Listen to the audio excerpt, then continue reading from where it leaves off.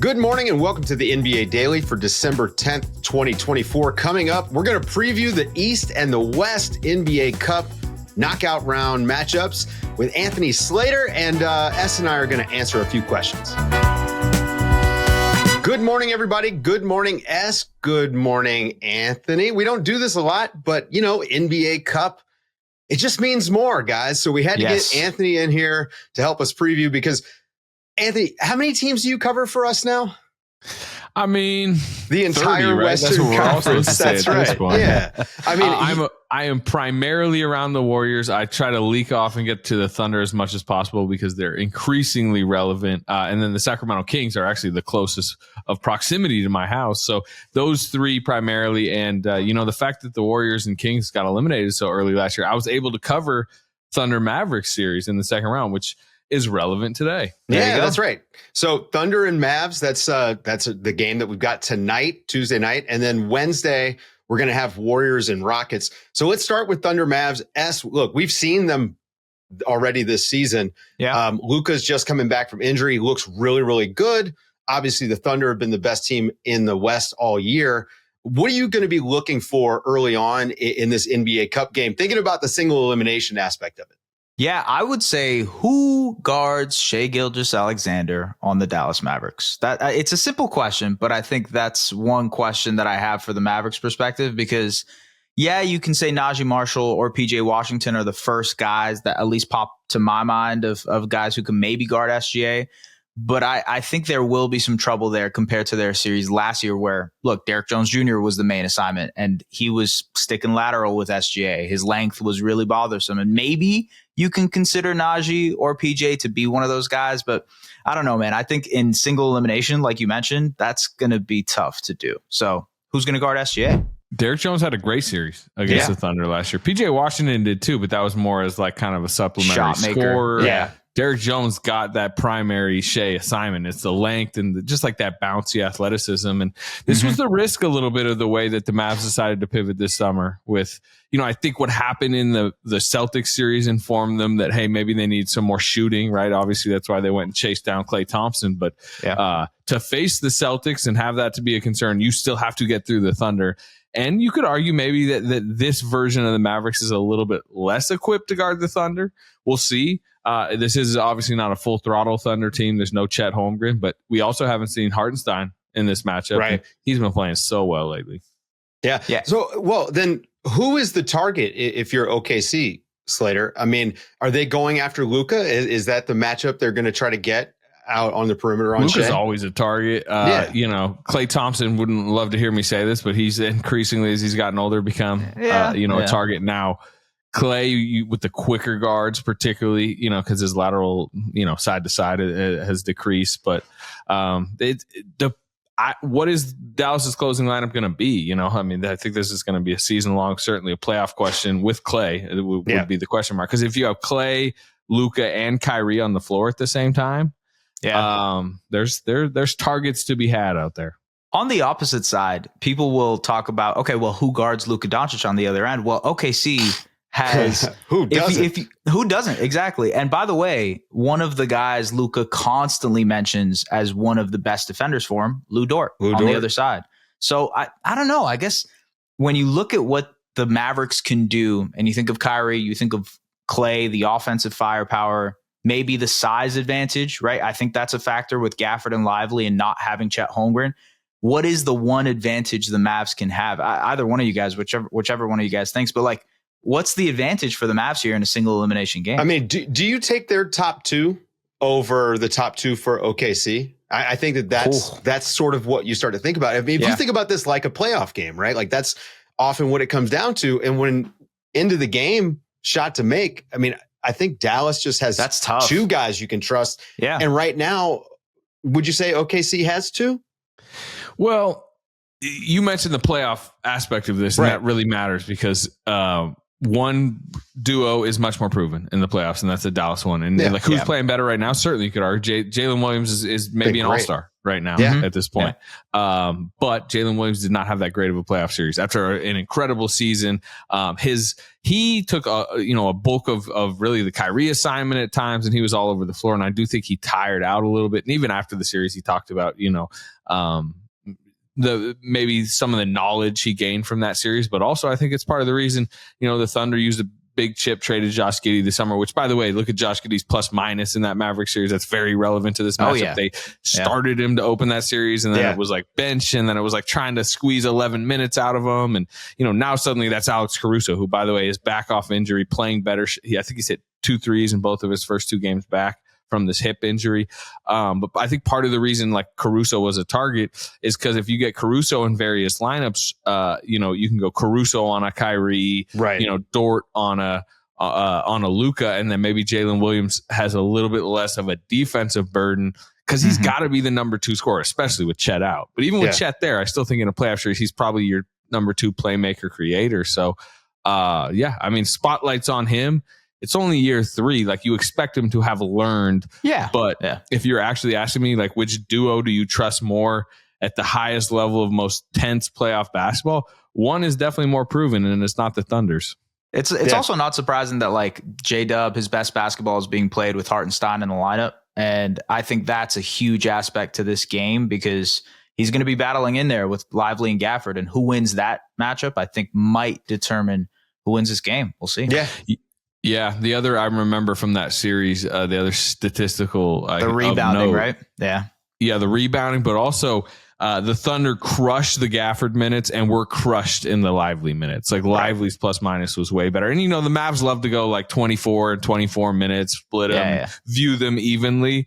Well, at least in this matchup, Lively was much better than Gafford. Yeah, that series had a lot of people thinking Lively should have just been the starter from that moment on. I wasn't all the way there. I think Mavericks people still I think a lot of people, it opened a lot of eyes. Let's swing to the Wednesday night matchup. We got Warriors, Rockets. We've already gotten a fun game between these teams, Slater. Two. That's true. 2 fun games between these teams. They know each other well, I would argue. Who gets more technicals in this game? Draymond Green or Dylan Brooks? That's what I want to know. Tari Eason is a candidate in here. Draymond's technical count's starting to rise a little bit, and he went on record early in the year saying he wanted to keep it under 10, so he may try to throttle it back. I will say this: I think the Rockets are more likely to get more technicals because I think this game matters a whole lot more to the Rockets. Like they're trying to enter the stage, enter the fray. Hey, this is a highlight game for them. Whereas the Warriors, I could make an easy argument that it might be better for their bodies and minds if they lose this game, step out of the spotlight, get a lot more days off.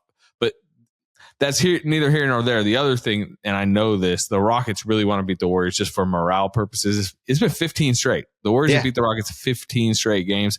Second longest streak in the league. I think Knicks over the Pistons is the longest.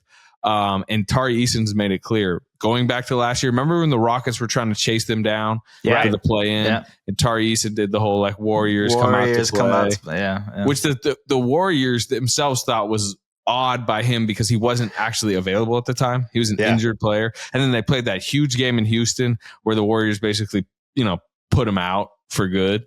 Yeah. And then they were like kind of chanting on the bench. Steph even had the water bottles on the bench, in garbage time. And Tari Eason this year was really good in the first game in Houston.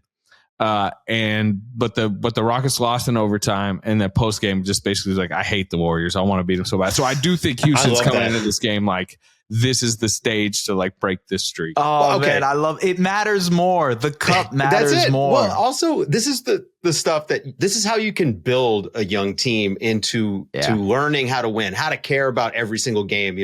Especially getting a little bit of playoff experience. I know it sounds goofy to say, but this is an elimination tournament. Kuminga's in the starting lineup. How's that going to look against the Rockets? Is Jabari Smith going to guard him? I believe he played well in one of their games, right? It was a career night. Both, I think both games. Yeah.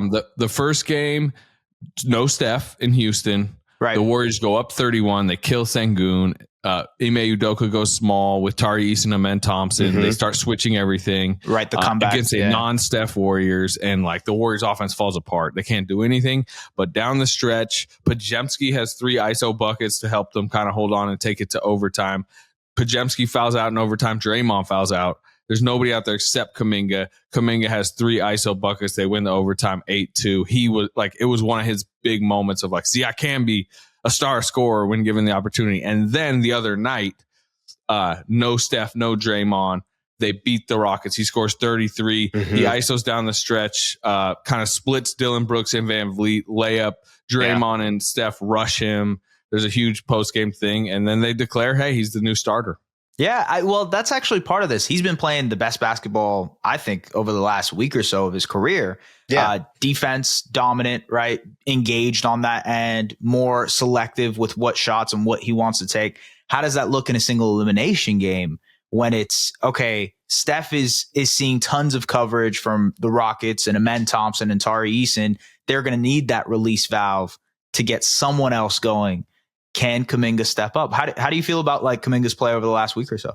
Yeah, I mean, he'd argue, hey, you just gave me the opportunity finally. Yeah, you know, right. I mean, he's had, and he would also say like he's had large chunks, subsections of seasons prior where he was huge. You know, Wiggins left the team for the entire post All-Star break 2 seasons ago. He was great down the stretch, helped them get to the 6th seed. Wiggins comes back, he's minimized. Last year, Draymond gets suspended. He explodes. He had like several straight games of 20 plus points. Draymond comes back, they go small. He had like Kuminga had a really good statistical season last year. Right.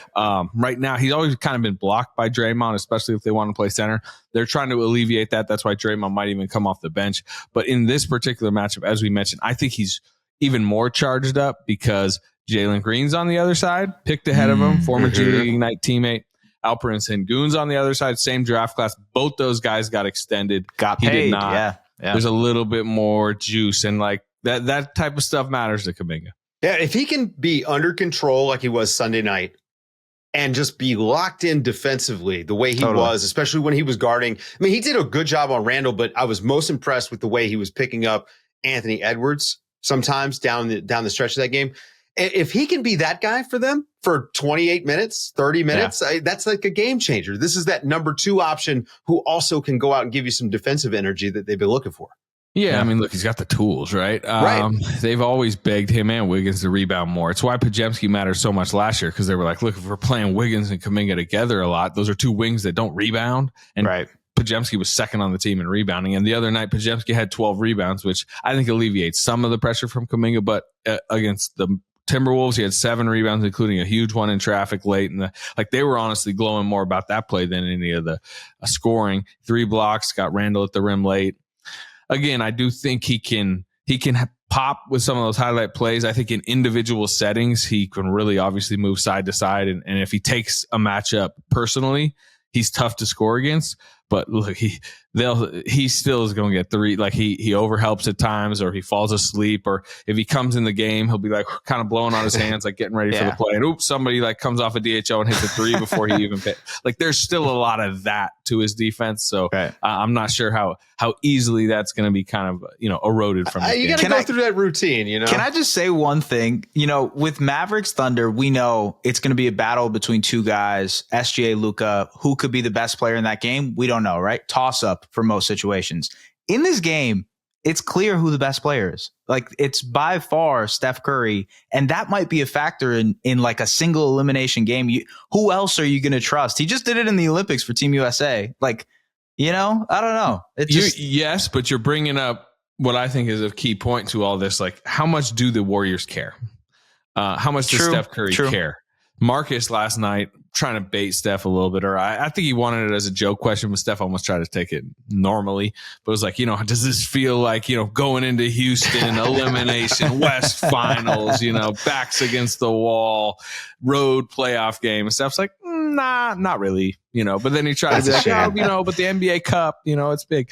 But it's like, Steph's dealing with double knee tendonitis. He's sitting one side of back-to-backs right now. He's 36, nearing 37. Like, if the Warriors do care and really want this thing, you could stretch him to 38, stretch him to 41 minutes, go after it. Steph's high usage late. He's going, as hard as he can. But do the Warriors care? Do they want you to know go what? to Vegas? I think I this is kinda a wanna little bit change of my rope-a-dope. prediction. It's a little bit of rope-a-dope. I'm calling it right now. Steph Curry's going to go nuts this weekend. It's going to happen. Stick around, guys. After the break, S and I are going to go and look at the Eastern Conference, which a little bit more boring now that Orlando is all banged up. Thanks, Anthony, for hanging out. Appreciate you. Go and read them over at The Athletic. We all care about the cup. Kind of fitting that the Eastern Conference is not as interesting in the NBA Cup as Feels the like Western that all Conference. season. Right. Yeah. Sadly, the Orlando Magic are going to be without Franz Wagner, in addition to no Paolo Banchero. We talked about that. They both have the same freak oblique injury. And with the way the Bucks are playing right now, I don't see any way they lose this game, especially because they were so embarrassed last year. Remember, losing in the Halliburton NBA Cup. did the Dame time thing. That's right. So I just think these guys are going to be so locked in. I don't see how the Bucks lose this, but if they did, what happens for the Magic to get them to win? Their defense, which is resilient as hell, like one of the best defenses in the NBA, I believe top 5, probably in the last 2 weeks, one of the best, if not the best. And that is what carries them. They find a recipe against Giannis Antetokounmpo. They limit him. They build a wall, as Stan Van Gundy has mentioned before when it comes to Giannis Antetokounmpo. So that is the recipe for the Magic. How are they going to do that? How could they successfully do that without 2 of their main forwards, who, by the way, are also a big part to their defense? That's the question, man. I mean, you also need Jalen Suggs to go nuclear. And for what it's worth, maybe that happens. It seems like he's taking this opportunity. He's going to run with it. But we broke it down last time. Schedule's tough for the Magic, and this is one of them. My brother Goga Batadze put up one of the best games of his career the other day, had 21 and 16. And Jalen Suggs had 26 in that game. Let's say best case scenario, they hit those same numbers. Yeah. I don't feel like there's any hope the rest of the team can contribute enough to score with the Bucks. Right. And the Bucks have been so good. So, it's a bummer. Middleton back too. And this is I think it's going to be a good tune-up game for the Bucks, sadly. The more interesting matchup for the Eastern Conference is obviously Atlanta and New York. You got Trae Young. He's going to be going to MSG. Oh, yeah. Where, he's a heel, right? Like, it's not a villain. He's a wrestling heel. And I actually think the Knicks fans, they probably hate him a little bit, but they also like to root against him. No, there's an appreciation there. Yeah. Yes. And so, I think the vibe around this game is going to feel like a bigger matchup than it maybe is. Yeah, it will. Especially with the Garden, like how loud it's going to be when there will be boos for Trae Young, but he is going to love those boos, right? It's just going to be embraced. It's going to be one of those things that you see in the Garden. You're like, I love this. This is what basketball means. This is what the cup is about, right? But yeah, look, ultimately, the thing with Trae is, yes, he's had moments against the Knicks. He obviously had the playoff series against the Knicks, has had great moments, buzzer beaters, all that type of stuff. But ultimately, if you look at his stats career-wise against New York, pretty inefficient, gets guarded a little bit, struggles with the defense. Does that matter? Well, this Knicks defense is not the Knicks defense of years past. And I think the bigger thing to think about here is that Atlanta can score. They can. I think with the Knicks, because that Knicks defense isn't as good. Great shooting team too. DeAndre Hunter's been playing really well for them off the bench. Bogdanovic, great shooter. Jalen Johnson has been unreal as this transition dominant player who can make plays for them too. We love the Hawks here on this podcast. There's no denying that. Can they win this game? That's the question. Knicks have struggled against switching defenses. Totally. There's no way that the Hawks don't know that. I don't know, man. Look, I think the Hawks are built to win a game like this. They're oddly built to win one game, not 50 in a regular season or 4 in a 7-game series. But one game, I think Trae Young is pretty high up on my list of guys. I would say he might blow up. They're also we talked about this with Lauren Williams, but they're giant slayers. They've beat Boston. They've beat Cleveland. They rise up to the occasion when it comes to these Cleveland moments. Twice. Yeah. Yeah. So maybe there is a world, maybe there's more worlds where the Hawks win than any other underdog team in the NBA Cup quarterfinals. Maybe that's it, right? Yeah, I don't know. It's going to be fun. I'm looking forward to it. Guys, stick around after the break. S and I are going to answer a few questions.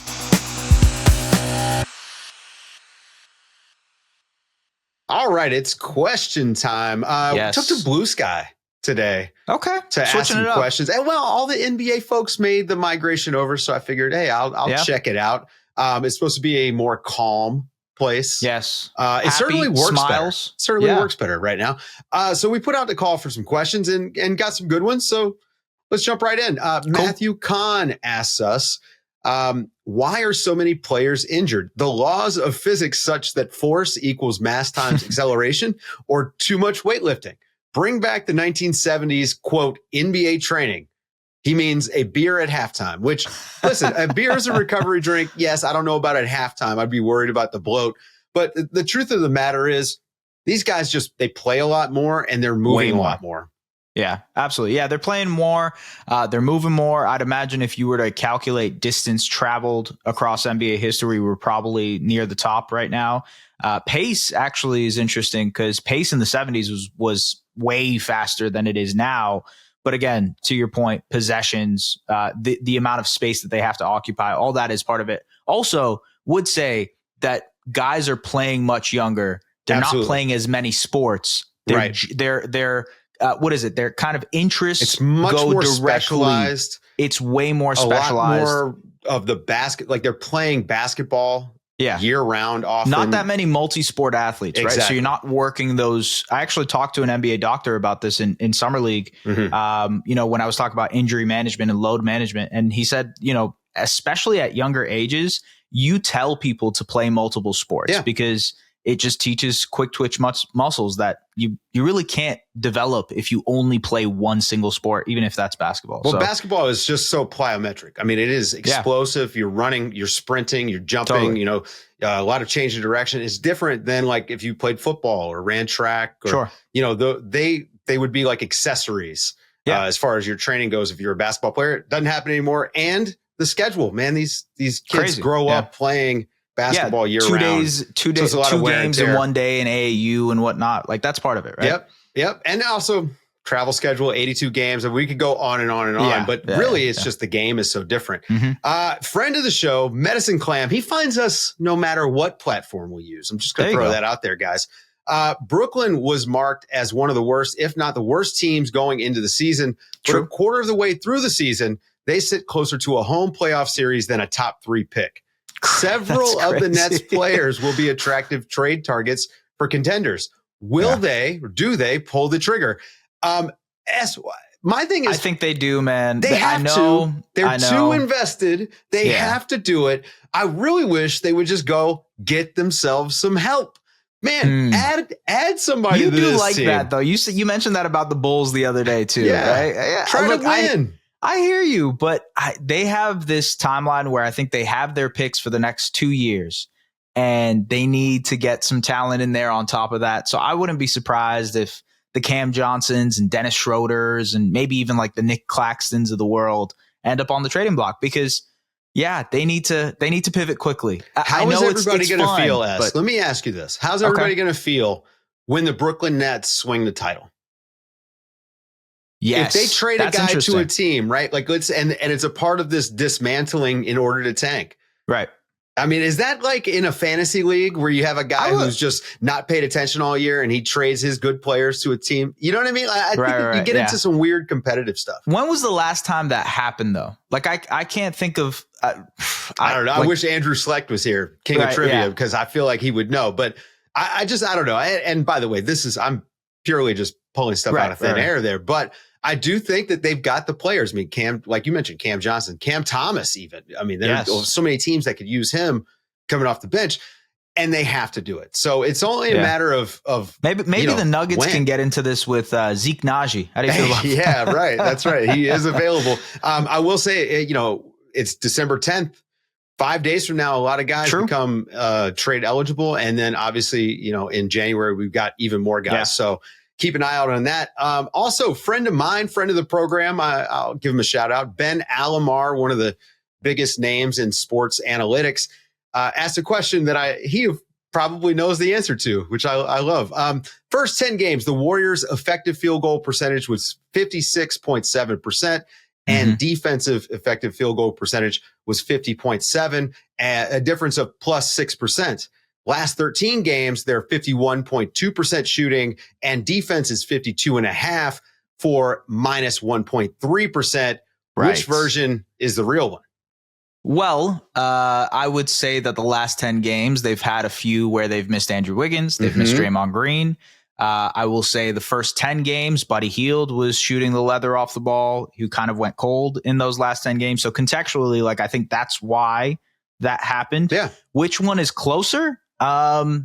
Probably the first 10 games. That's right. That's a great answer. I agree with you there. I think it is. I think they are a better team than they have been. And you see it in spurts. I mean, we saw it Sunday night in that game against the Wolves when they, were able to lock in. And that's without Andrew Wiggins. I mean, this team is kind of, it's funny to say it because it's early December, but they really are in this, they're just trying to figure things out, right? Totally. Like they're just shortening the rotation. Who even knows? I mean, Kuminga's getting in the starting lineup now, right? Yeah. Yeah. And we'll see how long that lasts. I know they're trying to chase after like a secondary player to build with Steph, but like at what point do they go out and say, hey, Brooklyn Nets, what's going on? Hey, you know what I mean? Like what kind of additions can we make to get Steph another championship? Yep. The easiest way to get these questions to us, either hit the post that's in the show notes or shoot us an email at nbadaily@theathletic.com. That's going to do it for today. We got NBA Cup games tonight, and I guess just Wednesday night too. So excited for these games. Yeah. Unreasonably so. For S. Baraheni, I'm Dave DuFour, and this has been the NBA Daily. Thanks for waking up with us.